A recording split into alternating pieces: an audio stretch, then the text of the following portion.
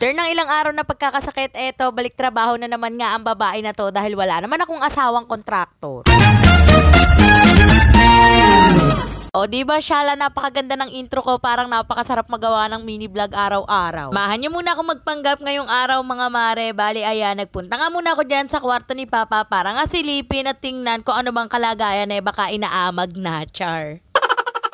Totoo kasi niyan ay sinilip ko lang talaga kung ano ba yung mga dapat kong linisin at tanggalin dyan dahil dyan ko nga balak mag-shoot nung mga natanggap ko na free sample. Hoy, tama ang naririnig nyo, nakakatanggap na ng free sample ang babae na to. Kaya naman abot-abot talaga yung tuwa ng babae na to at pasasalamat talaga sa Lord dahil alam na alam niya na super tagal ko na nga pinagpe-pray yun sa kanya. Alam na alam ng Lord yung puntong hininga ko kapag pumupunta ako sa Black App at nakikita ko na lahat ng request kong free sample ay puro decline lahat. Pero ganun pa man, ate ko ay lagi niya nga pinapaintindi sa akin na hindi lahat ng ginugusto natin ay makukuha natin agad at meron talagang tamang panahon o tamang oras para dun. Dahil wala nga pagsuko ang babae na to, laban lang ng laban, ganun, request dito, request dyan, meron na nga din pong nagtiwala na 1, 2, 3, hanggang sa 7 na po ata sila ngayon, thank you Lord. Kaya naman sa mga kapwa ko affiliate dyan na lagi ding nadedecline o hindi nga na-accept yung free sample ay wag kang susuko dahil sino ba namang talo kapag sumuko ka. Siya, mabalik na nga tayo dito sa pagpapanggap ko,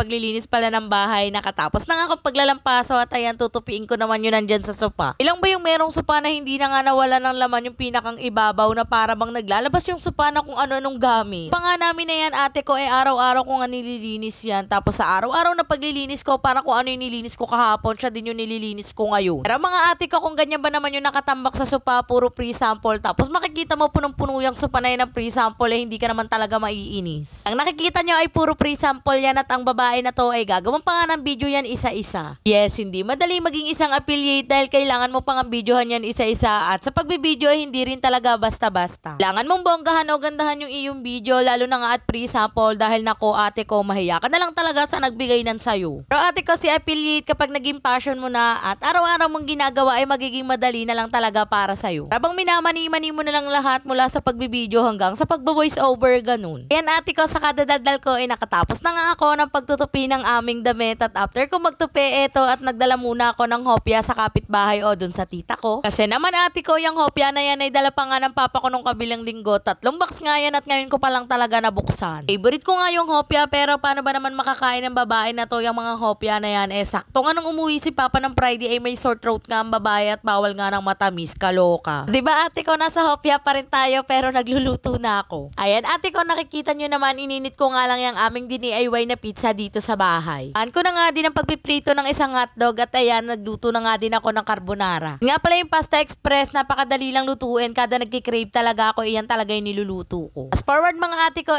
umakyat na nga ako after ko magluto at dito na nga ako magmumuni-muni kakain. Pakita ko na nga rin pala sa inyo etong view ng kwarto ni Papa, o diba hindi malakas maka nature vibe, paano ba naman ay puro bubunga yung nakikita nyo.